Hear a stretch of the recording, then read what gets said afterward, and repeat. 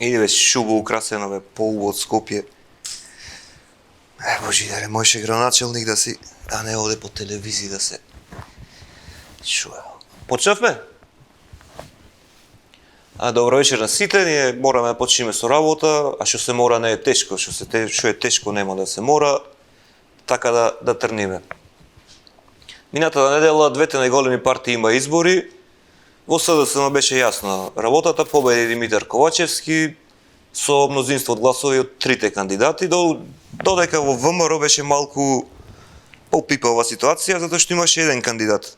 И покрај тој еден кандидат, Христијан Мицковски, тројца делегати успеале да го промашат ливчето и да неважечки ливчиња да имаат, што значи дека таму има тројца некој што каде што има еден кандидат не може да го погода да го заокружат.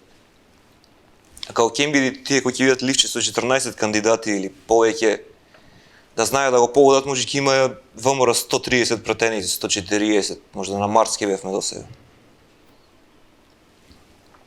Сепак двете партии избраја свој лидер, значи човек на кој ќе му дозволи Али Ахмети да биде премиер.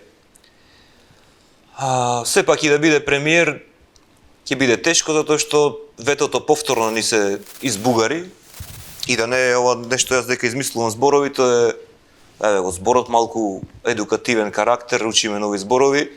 Избугари значи се расипе, се измелези. Тоа е стар архаичен збор, што значи дека сигурно го немат измислено бугари, туку некој народ што постои тука. А бугарите сметаат дека уште сме измислени од Сталин, од Тито, од Коминтерната, имаме јазик, немаме јазик, имаме историја, немаме историја. Сме од 45-та, сме од 91-та, сме од 95-та, не измислил Бранко Црвенковски, Александар Никол, кој било. И затоа немаме датум повторно. Некој одади понатаму, како европратеникот Џамбаски, например, кој вели дека Македонија е втора Бугарија. Сепак не би рекол дека сме толку лоши како држава, така да може Бугарија да е втора Македонија.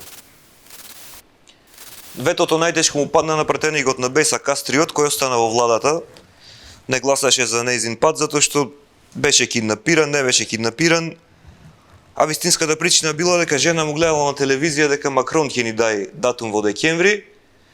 Декември дојде, датум нема, Макрон дали им се извини или не знам, само не гледајте, ве молам, телевизија, поќе кој знае што имате но гледано. Да се вратиме малце на домашни таги и чемери.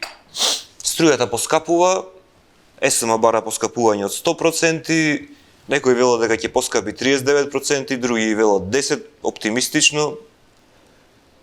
Уште не се знае цената, но министерот за економија смирува, битичи, колку и да поскапи цената, ќе има едно 10, ќе има најефтина струја во Европа. Што е многу утешително, кој ќе нема да струја на свеќи, на тракторски гуми кои се грееме, тоа ќе не е баш светлина во мракот, можеме само на тие зборови да се грееме.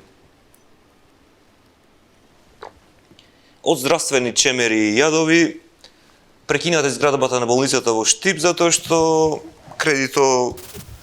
тие што ги кредитирале, ги повлекле парите поради бавната градба. Сепак бавната градба не спречува исплаќање на хонорари, па така од таму земале хонорари за услуги.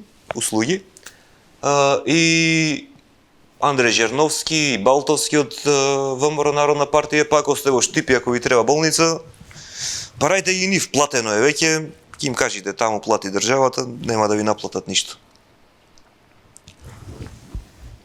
И за крај, направете нешто, иди ефтина струја, направете нешто паметно, ние завршивавме. Па се гледаме наредна недела на поскапање на струја можда. Поздрав и се најаво.